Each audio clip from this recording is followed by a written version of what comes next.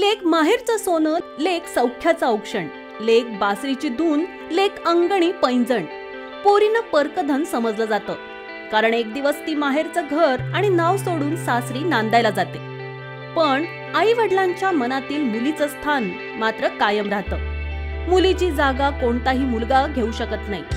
मुली नेहमीच आई वडिलांची सेवा करताना दिसतात. जी पोरगी आयुष्यभर आई बापाच्या कुशीत वाढली, जिला हवं ते मिळत होतं, ती एका क्षणात दुसऱ्याच्या घरची लक्ष्मी होते. ज्या माहेरच्या घरात मुलगी लहानाची मोठी होते, त्या घरातून काढता पाय घेताना कोणत्याही मुलीचं अंतःकरण जड होतं. मुलीचं हे हक्काचं घर क्षणात माहेरचं होतं. त्यानंतर ती कितीही वेळा माहेरी आली तरी पहिल्यासारखं काहीच उरत नाही.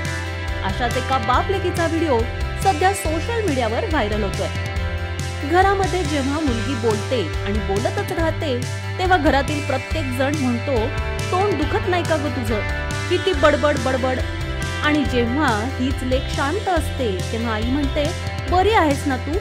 वडील म्हणतात, आज घरामध्ये एवढी शांतता का बरं. भाऊ म्हणतो, रागावलीस का.